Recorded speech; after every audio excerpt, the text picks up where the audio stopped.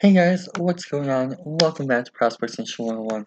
My name is Chris Robbins, and today I'm just going to be talking with you guys about some of the Detroit Lions free agent signings. So, obviously, for those of you guys who've been following the prospect breakdown stuff I've been doing on the channel, you may know by now that I'm a Lions fan. And today was, well, actually, no, technically it was yesterday, was the opening of the legal tampering period in free agency.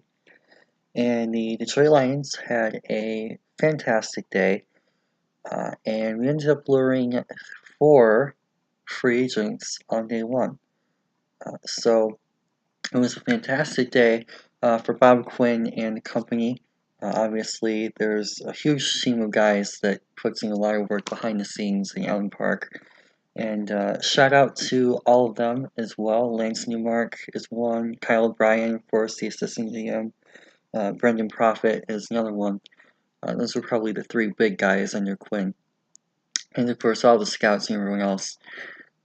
Fantastic opening day for everyone there. And of course, the coaching staffs as well. Matt Patricia was a key factor in at least a couple of these guys' decisions, I'm sure. And the rest of the staff, of course, luring Daryl Bevel from Seattle. Well, technically not luring him from Seattle, but bringing him his Seattle-style football over to Detroit. And it'll be very interesting to watch what this team becomes next season. So before I get started on this, I just wanted to give a shout out to Detroit Lions Podcast for those of you guys who haven't visited the website yet. Definitely go ahead and do so. I write for them now, so if you guys want to read some of my Lions content, definitely go over there and check it out. We have an awesome team of writers and all of that. So if you guys are looking for more Lions specific coverage, head over here and check us out over at the site.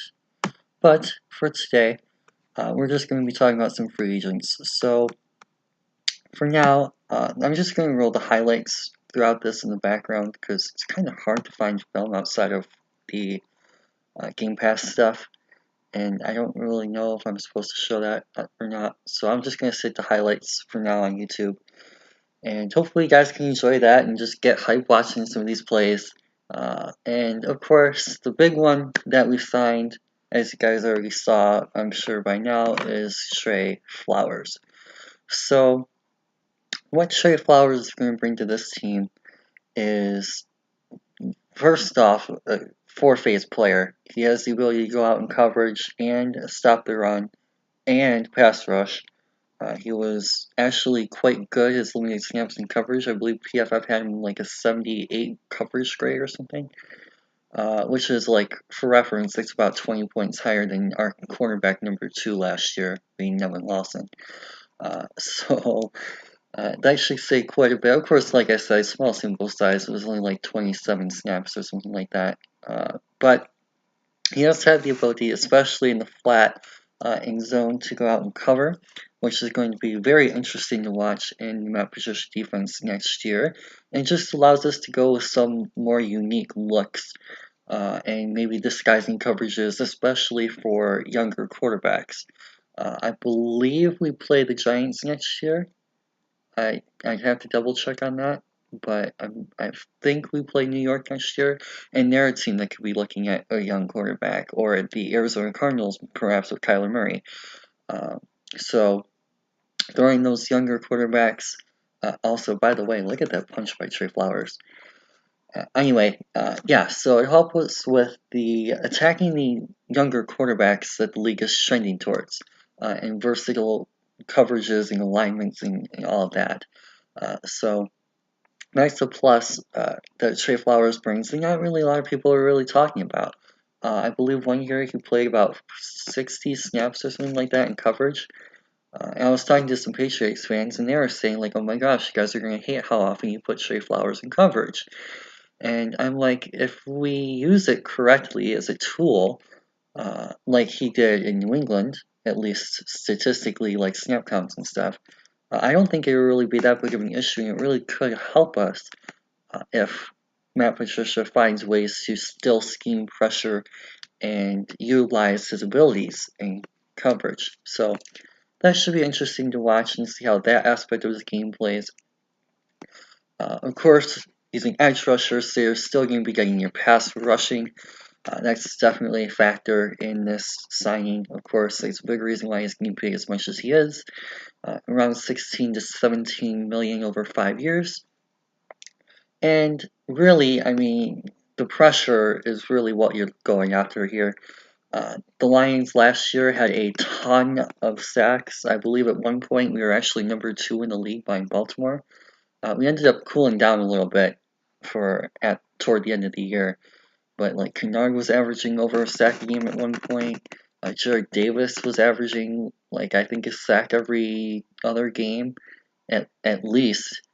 Eli Harold had a couple of nice games, so like the sacks really weren't the issue there. Romeo Okwara had 7 sacks last year, I believe it was, maybe even more than that. So we really weren't lacking in the sack department, but according again to PFF, you're going to hear me cite them a lot throughout this. They had the least amount of pressure in the league and were actually the 2 worst edge rushers. So not only did we have the worst edge rusher in Okwara last year, but we also had the 2nd worst edge rusher in Kennard, at least according to PFF. So, and pressures are a large part of what they do and believe in terms of pass rush. And that's exactly what Flowers is going to bring you. He was their highest graded pass rusher last year, I believe, at least at the edge position. That's not including guys like Donald and all those guys on the interior. But in terms of edge, it was him and D Ford were the top 2 guys. And D Ford ended up getting tagged by Kansas City, and he became available. So the Lions went out and added to their pass rush, getting these like a top 2 pass rusher in the league last year. So it'll be very nice to see the Lions defensive line getting after the quarterback, and hopefully we can have that line, that edge rusher spot settled for a long, long time. And the other thing that intrigues me about this too is last year we saw Chicago go out and get really, really aggressive with Khalil Mack. And they ended up having to give up 2 1s and 2 2s. I think they got back a 2 or something like that in the deal. But point being, they gave up a lot for Khalil Mack. And honestly, in a lot of ways, the biggest differences between Khalil Mack and Trey Flowers are Khalil Mack finishes his sacks, whereas Flowers doesn't. He doesn't have the on-paper production in terms of sack numbers, whereas Flowers is also better in terms of coverage and the run, so which we'll get to in a second. Next little final phase I want to talk about. But yeah, what Trey Flowers is going to bring to this team in terms of pass rush is probably going to be about the same as what Khalil Mack gave you in Chicago. And it's just that kind of game-breaking mentality that's going to really, really amp up this defense in Detroit next year. And that's what's most exciting about the pass rushing aspect, is the pressure and the ability to force quarterbacks to rush throws. So that's going to be really fun. And a bonus is you can also line him up inside. He has versatility all over the defensive line. He played at least 100 something snaps at 0 tech all the way out through stand up edge. So he has played all over the defensive line, literally all over the defensive line for New England. And for someone like Matt P, who likes to get creative with his defensive fronts, and does a very good job at getting creative with his defensive fronts, that's only going to be utilized even more so in Detroit. So, or just as much, at least. And yeah, so that's going to be really, really nice to see, and there's him getting a sack on Rodgers. Hopefully we get to see that a lot in the coming seasons, at least the Lions bias side. For most of this video, I'm going to be talking as a Lions fan, so this isn't like a prospect breakdown deal. So, yeah, he's a great pass rusher, but arguably the most important part of this, and this might again, kind of go a little bit might be a little bit of a hot take, I guess I'll phrase it that way, is his run D.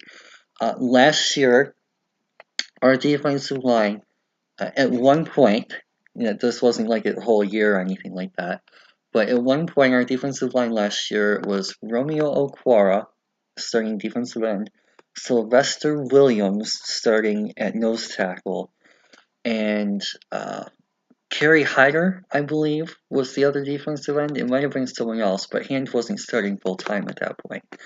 Ishan Robinson was a scratch. He broke out the second half of the year. Deshaun Hand was only a fourth round rookie, unproven at that point, still working out to get snaps and building up his reputation and building himself into coach's favor. So he wasn't getting all the snaps yet, like he started to toward the end of the year. We hadn't acquired Snacks until week 8, and of course we didn't have Flowers, and Ziggy was hurt for most of the year. Now we have probably 4 of the top 5 rush defenders at their respective positions. We have Snacks, who's the best run defending defensive tackle. We have Trey Flowers, who's at least a top 5 run defending edge, probably better than that. We have Ishan Robinson, who I believe was at least top 10, probably closer to top 5 in terms of run D last year. And now we're getting, we are getting Trey Flowers. And then, of course, we have Deshaun Hand, who was our 4th round rookie last year. And he ended up progressing into a very solid run defender. He's not literally like at the elite level like a Harrison or anything like that quite yet. But he's very, very solid defending the run on that defensive end 5 tech spot.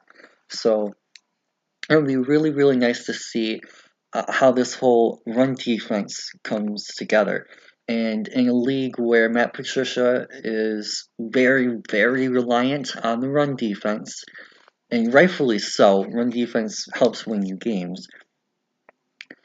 This is going to be a huge, huge addition to that, and it's going to be the game changer in terms of our run D. Yes, Snacks really helped last year, but what would end up happening is with Snacks, you sealed up that interior, forced teams to run outside, and we had Christian Jones, Romeo Okwara, Eli Harold, guys out there, and they couldn't necessarily make all these plays that you're going to see with Flowers. So what you're going to have happen now is you're going to have not only that inside playmaker with Snacks for a full season, but you're also getting 5 full years of a edge run defender, which is going to be very, very nice for this team next season.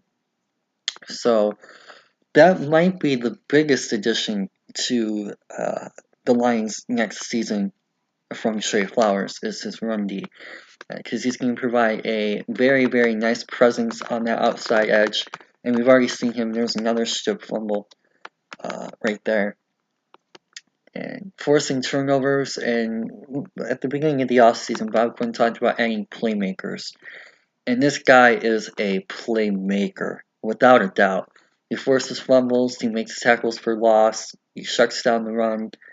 And if he can force guys inside into Snack's hand in Isha, or the other way around, but even more so, him forcing guys back inside, there's no way you're going to be able to run on those 3 inside. Especially if it was like a 0-1-3 alignment where we have all 3 guys inside. And so maybe put Kennard on the edge and him on the edge, some kind of package like that. You're talking 5 good run defenders right up on the line. 3 of which could probably, 4 of which maybe even, depending on how Hand ends up panning out, could draw doubles. Trey Flowers is someone you probably could double. Snacks is someone you at least have to double. And Hand might be able to draw doubles, and you could argue that Ishan was able to draw some doubles at points last year. So that's going to be really interesting to see how teams are going to be able to try and set the run against this team.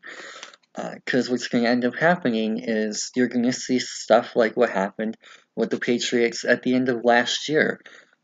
in part because of Trey Flowers, and they had a couple of other guys that helped with the run D and, of course, everything else too. They're a very systematic defense. But you have basically a team that was able to win the Super Bowl because they were able to stop the run so effectively. They shut down Gurley, and they shut down the Chiefs' run game, which is actually quite difficult to do even without Kareem Hunt, and everything else. They were just grinding for stopping the run at the end of the year, and it ended up helping result them in a championship, most notably, of course, Gurley in the Super Bowl. But so really, and we talked about that earlier in the offseason, Matt Patricia did, and how like stopping the run and running the football are the two main components of winning football games in the playoffs. And those are the two main things that we want to focus on, and that's exactly what Trey Flowers is going to help us do next season. So that was obviously the big signing of the day. But there were also a couple of other impact guys that we had coming through as well. So the first guy that we ended up signing today was Danny Amendola. And a lot of people really don't like this signing because of the age and the injury concerns. Of course, athleticism is also an issue and things like that. But what you really have to consider here is the role that he's going to be able to fill in the offense. So Bevel is one of those guys who loves the slot receivers, loves the three wide receiver sets, maybe not as often as some other teams, but you'll see them utilized fairly heavily still. And Amendola is going to be able to provide you that slot weapon. And we saw last year what happened when Golden Tate got traded and how this slot was not effectively utilized and everything like that. So being able to have a veteran presence in the slot is going to be very nice next year. So another factor that's going to help make the signing better than it might look is the veteran mentorship factor in all this. He's going to be able to teach Kenny Galladay some things, most likely. He's going to be able to teach Brandon Powell some things, possibly, depending on how long he stays with the team.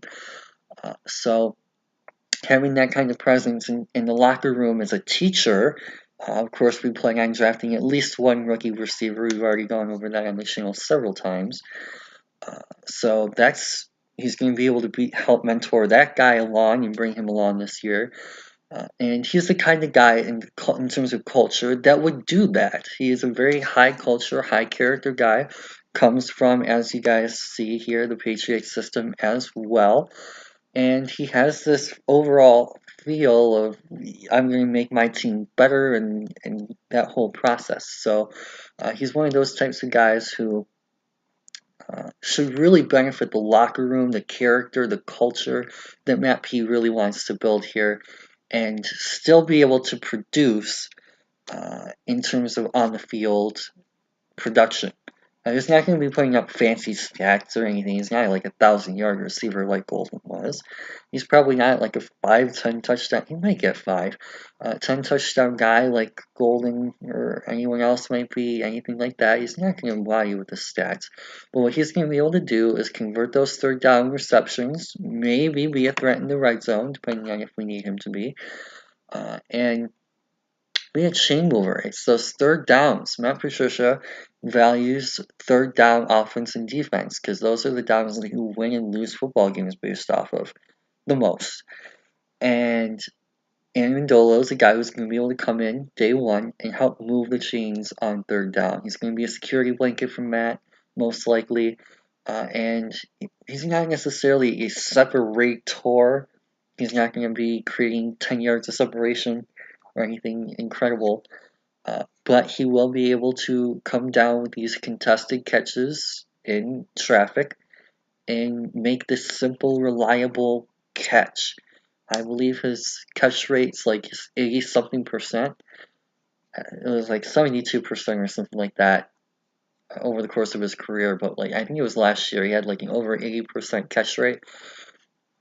So he has incredibly reliable hands, and that's the one thing that we really need in Detroit. Is someone who's going to be able to catch these simple, easy passes when they're open and someone who's going to be able to make those contested catches when they're not. So hopefully Amendola is able to provide that underneath option, those drags, those slants, those quick outs, those screens perhaps, maybe not so much as he gets older. We'll have to see on that. But just the ability to make these simple, reliable 3rd and 3, 3rd and 4 type catches. Someone you're going to have to cover and not leave wide open. It's going to be really helpful. So, also, as far as terms go on Amendola, it is a 1-year deal for 4.25 million base and 5.75 million up to in incentives. So overall, that is his contract. He has officially signed it already and is a Detroit Lion now. Next on the list here is another offensive guy, our second offensive player that we signed today, and that is Jesse James. So, tight end is a huge need, was a huge need, and the Lions went out and filled it with what's quite possibly, arguably in some people's minds, the best tight end in the free agent market. Very nice size, reliable hands, great awareness versus zone, all that kind of stuff, and overall, a red zone threat. So while you have your chain mover in Amendola, you have your ability to challenge deep with, say, Marvin and Kenny. Though Kenny seems more of the intermediate guy at this point. James is going to be your guy in that 4th down territory, perhaps, if we go for it on 4th. Your red zone target type. And depending on how long his contract is, unfortunately, we don't know terms at this point. He could be a mentor type person for a younger tight end for a short-term deal, or he could be a partner for a young rookie tight end for a couple of seasons. So we'll have to see and wait on that for sure. But regardless, next year he's going to be able to help make plays, especially in that red zone area that's critical to the Patricia offense. And that's going to be a huge improvement in itself. Lions, not the best team in the red zone. Granted, we weren't terrible, but there's still some improvement to be had there in terms of finish. And he's going to be someone who's going to be able to help us finish. So that'll be nice. And the best part is that he actually demands respect and coverage. Last year, there were several occasions on tape where opposing teams literally left our tight ends wide open, almost blatantly, if not blatantly, intentional.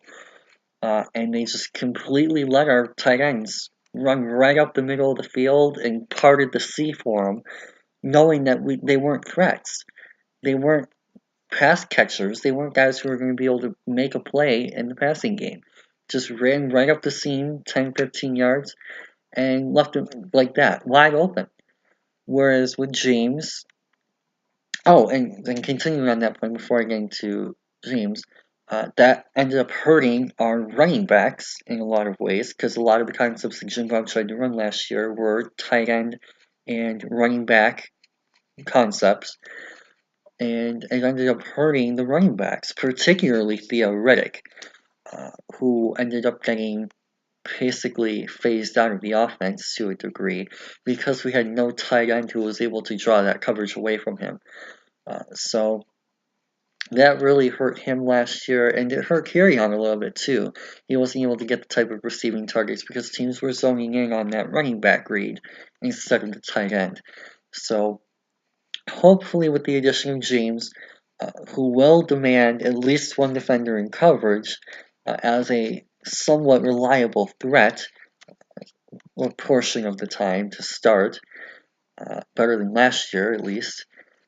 Hopefully we'll be able to improve in that area, in both the running back receiving because of the side effect and the tight end receiving He's already better than Troy Lolo and Wilson combined in terms of receiving. Also, at the tight end position is blocking. We always talk about in Detroit, again, the blocking aspect of the tight end position, how we want guys who are going to be able to create holes in the run game and hopefully help protect Stafford. Not really sure how I feel about his pass blocking. I haven't done too much research into that as of this point in time. But in terms of run blocking, he does a really nice job of opening up some lanes for Le'Veon Bell. He's obviously had a lot of help from the offensive lineman next to him. Gilbert, DeCastro, Pouncey. They have a ton of all-pros across that whole line. But he still does a really nice job of doing his job, most importantly, and just being able to help his runners read plays by opening lanes or holding his guys and taking out his block. He's not going to be someone who's going to get consistently beat, is the main point here. And again, that's better than Wilson last year, and Troy Lolo had his inconsistencies. So, overall, another really nice signing that I'm a huge fan of. As I mentioned, don't know any of the terms, but we're going to have to see on that. So, overall, big upgrade to the tight end room, and hopefully there's another one coming in the draft. It doesn't necessarily have to be a Hawkinson type very early on anymore. It can be, but hopefully there's a day 2 guy, perhaps a Kahale Waring would be really nice. Foster Moreau has been linked to us a few times, so one of those types of guys, Chase Sternberger maybe in the 3rd round. One of those guys would be a really nice addition and partner for Jesse James. Finally, one of my favorite signings that we've actually ever had, to be frank with you, since 2008-9 when I started following free agency, when Schwartz came in, is Justin Coleman. So unfortunately, I don't have Seattle highlights that were more than like 2 minutes, so it's just a lot easier to play his Tennessee tape. But he is fantastic at a lot of the things that Matt Patricia wants to do, which is really fun for me to watch as a corner fan and someone who likes watching corners more than any other position, is just seeing what he does in terms of assignment and technique and even just simple things as playmaking is really fun. The guy is not like a 10 interception type Marcus Peters, but he does have hands, he can make plays, and unlike Nevin Lawson, who's the guy he's basically straight up replacing, he can catch the football and he can knock passes away. He's really nice at getting his hands in the passing lane, knocking balls away, getting those pass deflections, and things of that sort. So he has a little bit more of the playmaking aspect than Nevin did, which is why Nevin got cut, and he's now the highest paid nickel corner in the league. Also, though, is the versatility. I've said this for all the guys so far, I think, except for Amendola, all 3 of the Pats guys, is the versatility to be able to do multiple things. He can play man, which we've seen him do a few times. We obviously can use him in zones. Seattle's a pretty zone-heavy team. And the underrated aspect of this signing is his pass rushing. I was watching some of his Seattle tape highlights just real quick, a couple of minutes when we first signed him before the news of Flowers broke. And it seemed like every other play was a sack or a pressure. He's really good at coming off the edge and rushing around the tackles. And he's actually very sound gap shooter. He does a really nice job of being able to shoot through gaps and attack the quarterback up the middle, which is really handy, especially if you get guys like a team like us with their D-line, where you have maybe, sacks in a block or 2. You have Ashawn eating a block or 2, Hand eating a block or 2, Flowers eating a block, etc., depending on who's on the field at any given time. you send him on a nickel blitz, there's a really good chance that he's getting at least a pressure, if not a sack. He's so quick in his bursting acceleration. He does a really nice job of changing direction. He had one of the fastest three-cone times, I believe, ever at one point at the combine. It's at least like one of the better ones this decade or millennia or whatever. So he's very, very quick, very, very aggressive in changing directions, very agile, very smooth, fluid athlete, and overall he's just a lot more reactive than someone like a Nevin Lawson was. So that whole dynamic of being able to make plays is going to be really nice to the offense, but it's going to be coming in more than just one way. It's his ability to read routes. It's his ability to diagnose concepts. It's his ability to occasionally rush from the nickel position. It's his ability to uh, overall just play solid coverage, tight coverage, and have the threat. And here's one of his pass rushing plays. And just have that threat there of consistently reliable coverage and someone who can knock the ball away. That's going to be really, really nice next year. The versatility to play man or zone, all the things like that. So it's really, really nice to see what this team is building. And of course, I've been a fan of Bob for a couple of years since I want to say since I saw Galladay in training camp. But it might have even been before that because I like the Decker pick. And what his staff has been able to do is incredibly impressive. We've had a history in the past of going for a little bit more under the radar type guys. We had a couple of big signings with Wagner and Lane a couple of years ago. We had a big signing with Marvin Jones, Golden Tate, I believe was technically Mayhew. I can't even remember. Sorry, it's kind of late, but anyway, kind of just like maybe one guy or so a year, and kind of makes an impact. And we already have one heck yeah type, big name, splashy type guy with Flowers, who's going to be a huge game breaker for us. But we also added three more solid role players. And that's going to be what separates this team in 2019 from past Detroit Lions teams. It's going to be the depth. It's going to be the talent across the whole units. It's not going to be, oh yeah, we have a good defensive lineman, like with Sue and Fairley and Atza, and I think Vanden Bosch was still there at that point. Where it was like, oh yeah, and then Levy kind of fell into and he broke into his own, and Soleil was starting to get started there a little bit. I think he was a rookie, he had a rough rookie year. Rasheem Mathis was kind of like our corner one at that point still. And it was really just heavily reliant on the defensive line. And then on the offensive side, there was like the years or whatever where we had like the Tate Marvin Galladay thing. And that was cool for 16 weeks plus 8, not including injuries. Because Galladay was hurt for a while, Marvin was hurt for a couple weeks in there. So it was probably closer to like 25, 30 weeks. And like, yeah, that was nice to have that kind of receiving target, but we didn't necessarily have the run game or the blocking, especially that 1 year, 2 years ago. So this year, it's going to be more about, okay, we have at least 4 or 5 decent linemen. We have a running back. We have a couple of receiving threats. We have a tight end who can block and catch. So there's a little bit more diversity and versatility, again, keyword this offseason for us, in terms of what we're going to be able to do on both sides of the football. Instead of relying on 1, 2 key players, it's going to be a team effort. And that's what's going to help the Lions overcome everything, hopefully.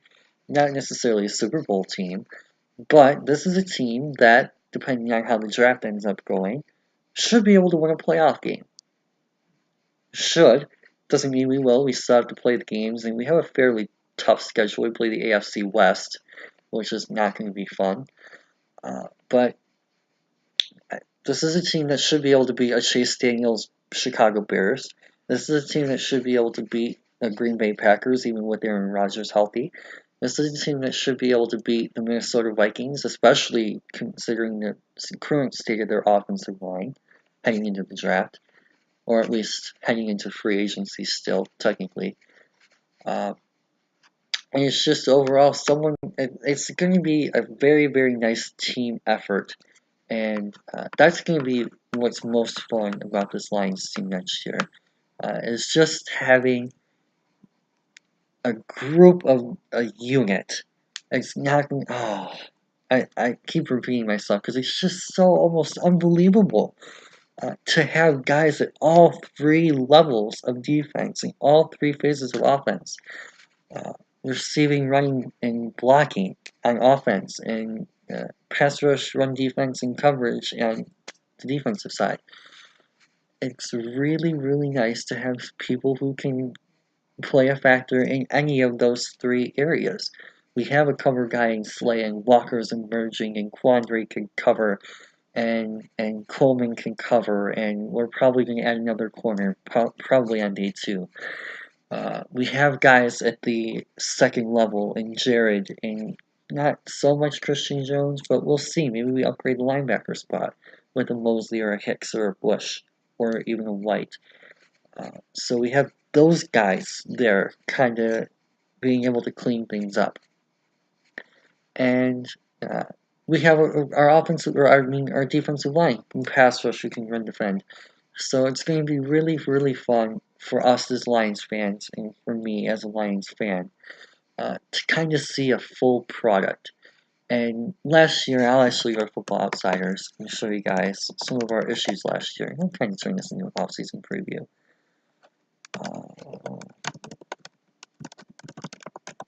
But yeah, there were a lot of issues last year where we struggled in specific areas, particularly before snacks, the runs up the middle. We were 30, I think it was like one of the worst up the middle run defenses in FO history. So going back to like 2000, I think it was. It was like the highest amount of yards per attempt or something stupid, silly like that on runs up the A gaps. Just absolutely wild. We'll start with team defense, because that's where our two bigger additions were. And of course, some of this is going to be affected by the snacks signing, so some of these have gotten better. But last year, in Football Outsiders, we were 27th ranked defense with a +9 DVOA. That's basically adding 9 points to the offense. Of course, the year before we were 19th, so we digressed a little bit because of the new scheme. 23rd in way, but 31st in pass D, mainly because our corners outside of Slay couldn't cover. And then, of course, we had Glover Quinn, who kind of fell off a little bit. And overall, we weren't generating pass rush. And now we're going to have not only a pass rush with Flowers, but we're adding cover guys, and Coleman. Walker should be an improvement over last year's Glover Quinn, at least. Quandre in a full year in the scheme should improve. And we're probably going to be adding another guy to be corner 2 opposite Slay. So that should go much better next year. Run D, as I mentioned, got a lot better when we added snacks. It was like 32nd or 30th or 31st. It was like one of the bottom 3 run Ds pre-snacks, and it was top 5 post-snacks. And that's only going to get better with having snacks for a full year, first off, but Flowers, whose ability in rush defense is going to be a really, really nice bonus to have next year.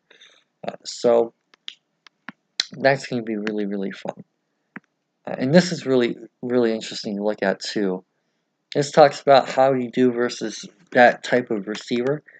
The Lions gave up the most yardage last year to number 1 receivers. We were 32nd against number 1 receivers last year. Part of that was Slay started to regress a little bit. He didn't have his best first year ever in the Matt Patricia scheme. But part of that was teams were lining their number 1s opposite Slay, and we had no number 2 to cover them. Of course, you can tell by our number 2 stats that didn't go much better either. But main point being, even Slay couldn't necessarily keep up with number 1s by himself. Glover wasn't as much of a help. Walker was still learning on the fly. Quandre wasn't really on the receiver 1s. It was more so Slay and Glover, or the corner 2, which was at times Mike Ford, at times Cheese Tabor, and I remember a couple other people. I think Shite had corner 2 at one point. And we just couldn't really get that. So hopefully by adding a guy like Coleman, who will be able to take away the wide receiver 3, which as you can see was also absolutely abysmal, 32nd, should help in that. And then of course the wide receiver 2 spot should hopefully improve with an upgrade there. And then hopefully Slay in his second year in the scheme, the development of Walker, and things of that sort should help with the receiver 1s. Also, we still have a little bit of room left to go in terms of covering tight ends, but Walker could possibly play a factor there. Quandre could possibly play a factor there. Jared maybe in year 2 takes a step up. So there's a little bit of reason to be optimistic about that. And our running back coverage was actually fairly good last year for a change under Matt P. We took away running backs really well in the passing game. Part of that was because we were able to shut down the run, so teams weren't able to utilize that as often, especially post-snacks. But part of that too was scheming. We were able to flex Quandre and Tracy and our nickels, particularly Ed when he was healthy, on some of the running backs, and it worked. Jared was able to cover some running backs last year as well, so that's going to be really nice to see continue. Pass direction here.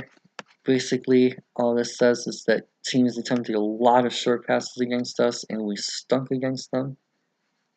And teams attacked the middle of the field a lot against us, which is partially because of our linebackers, partially because our outside coverage was at least okay with Slay.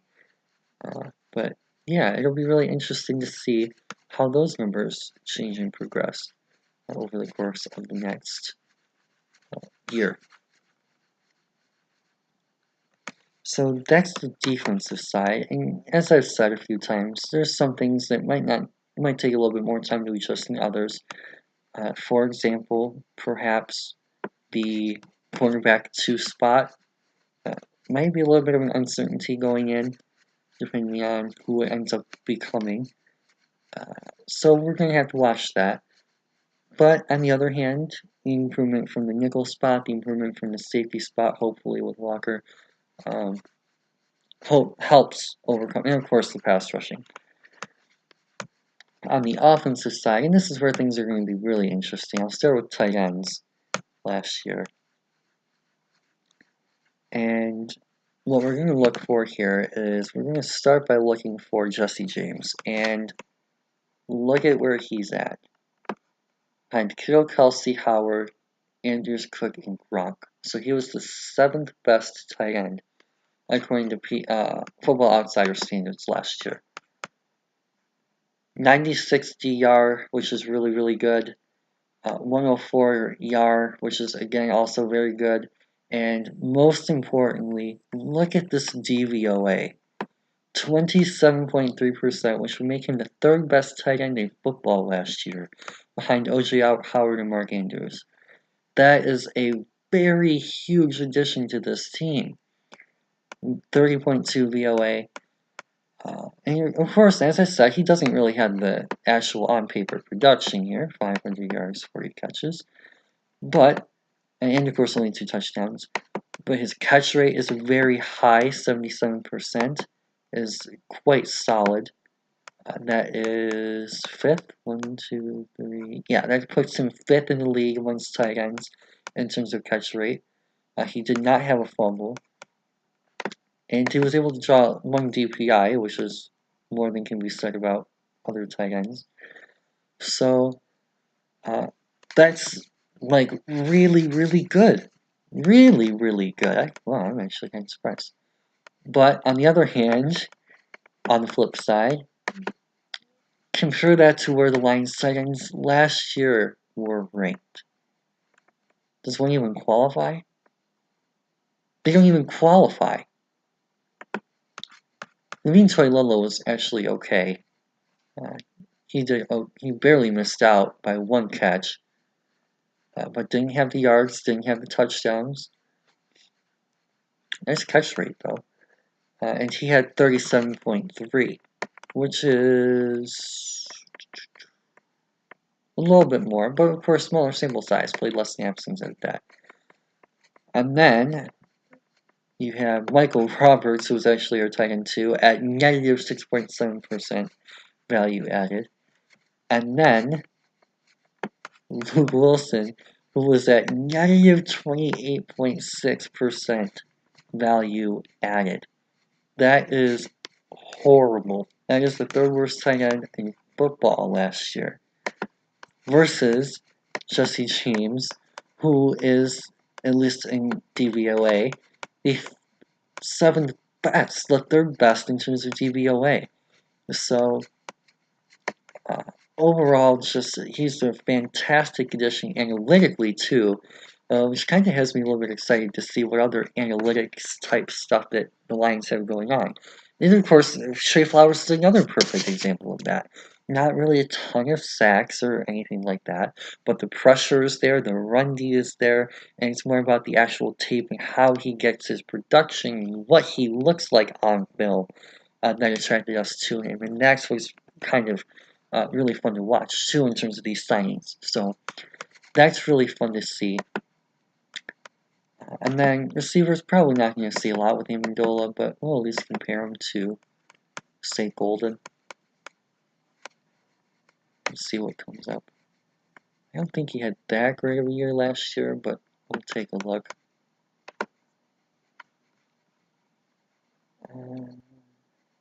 Oops.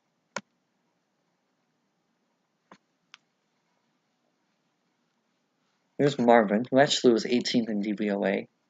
Kenny G was 21st. So 2 top 20-ish receivers last year.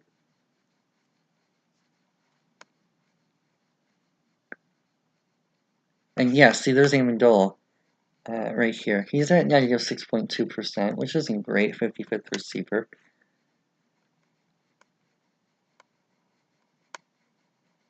But look at Golden Tate. Negative 27.8. Now, of course, he had a terrible year last year, both here and in Philadelphia. But point being, Amendola is someone who at least could upgrade last year's tape for us. And that's kind of, at least at this point, knowing we're going to get a rookie of some kind, good enough. So that's going to be really nice. And of course, Powell is going to be somewhere on this list as well. He wasn't really all that great. Here's TJ Jones. He's actually not bad, it looks like. At least by their standards. Let's see if we can find Powell. There's Powell. Negative 9.2%. So, yeah, that's going to be fun to watch next year. And actually, we'll take a look all the way down. Only one TD, but again, 75% catch rate. So, it's going to be, and no fumbles, anything like that. He didn't draw DPI though. So, anyway, the amount of value that we're getting from these guys in terms of both salary relative to production and in terms of analytics is very, very nice. There's a lot to like about all four of these signings, which is basically a long-term summary of what I've been saying the whole episode. So let's see if I can find it's NCAA.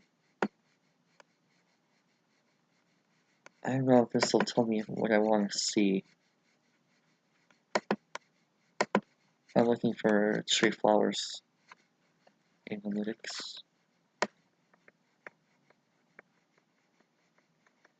Okay, yeah, this is just by team. Oh, nope, they did. Okay, so Trey Flowers lined up, well, against the run on both edges. And the Patriots, well, they weren't actually all that great against the run. Right tackle, though, they were. Number 3 in the league on the right tackle. So, where they really struggled was off the left edge in the interior. Interesting. Whereas the Lions last year, for the most part, actually were pretty good on the edge. I'm fairly surprised by that. Mostly because what happened was the interior guys would force guys outside. And the other factor was Jared was able to make plays on the outside, which this kind of points to. And the interior guys were negatively affected by the Sylvester Williams era for the first 8 games. And he kind of screwed over the interior. So, and of course, Hand was still developing. He wasn't really all that great until about the mid-season. He started to turn it on, I think it was. So, yeah. And then there is the pass rush here. Adjusted sack rate. New England, not really a ton of sacks. Detroit, 1, 2, 3, 4, 5th. And that was without Trey Flowers. So, number 1 in terms of power defense. Only going to get better. Number 28 in stuff, though, which is going to get a lot better. So it's going to be more about improving those areas and keeping things like this consistent. So, let's see if they have any analysis. I don't know if they do yet. They might. Let's see what they have to say.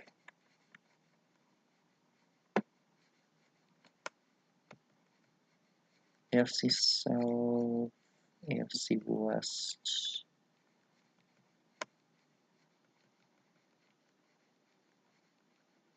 AFC North. Oh, I'm just gonna have the AFC North one up yet. That's fine. So, yeah.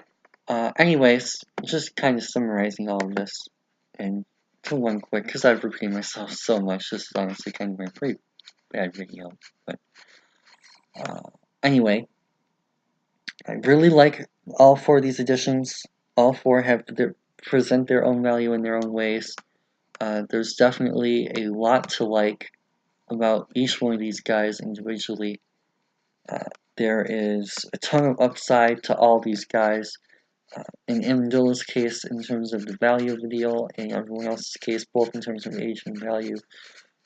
And honestly, this is probably been the best free agency day the Lions have had in my lifetime, I would say.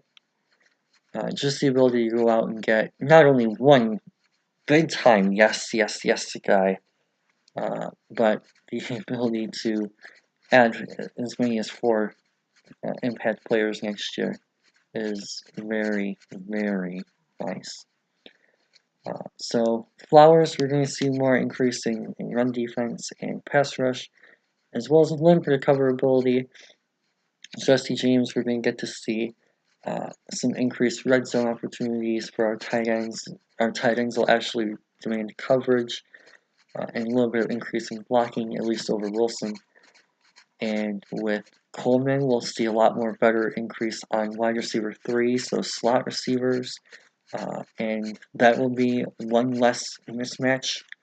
His coverage grade was an 85 last year from PFF, which is really, really good. That's third best among nickels. So, very deserving of that. And yeah, so he's going to be a nice add there. And then Amendola in the slot on offense. So, overall, that's just my thoughts on the Lions free agency. Of course, again, I kind of rambled for most of this, but I kind of wanted to just run through things, and this wasn't scripted or anything. I don't script the videos. So, it was really fun just kind of being able to go over my thoughts and explain why some of these guys, maybe you don't like the Flowers signing because he doesn't get the sacks, which you shouldn't be. You should love Flowers. Same thing with Jesse James. Maybe you think he's probably going to get overpaid. Well, if he's the third best tight end in the league again, at least by DVOA standards, it's worth about $6 million a year. If you again with the Coleman deal, if he's a top 3 nickel corner again next year, he's probably worth #1 nickel corner money on the market. And then, of course, you have Amendola, who we signed for fairly cheap. He got less than half as much as the Humphreys and the Crowders. So, overall, I think this was a huge win for Bob Quinn being able to sign these guys. And round of applause to Lance, Brendan, and Kyle and the scouting team, of course, for being able to put this day together and help Bob out and kind of work together as a team in Allen Park this year. There's so much to like about this group of 4 and everyone underneath them in the scouting department and what they can do for this team. Uh, they they did extremely well in the amateur side last year, and it looks like this year they've answered the bell on the pro side even more. So anyway, hopefully you guys have a great rest of your night. It's 4 o'clock. I probably should get some sleep, but today was extremely exciting for me, and hopefully it was for all you guys Lions fans out there as well. But for now, hope you guys have a fantastic rest of your day. Don't forget to check out DLP for more Lions coverage. I'm going to be doing draft write-ups for them myself, and I'm also probably going to do a little bit on scheme and film and things like that, of course, too. So definitely feel free to check that out. Sean's been doing a really nice work on his draft previews so far. So go check out some of his stuff as well. It's really fun writing for them, and I'm super glad that I found a place that I kind of enjoyed writing for again. So for now, thank you guys for tuning in this one. Hopefully there's more to come. We'll be getting back to prospect previews very soon. I already have a Devin Bush one recorded, at least part 1. More on that when that drops. And for now, peace out.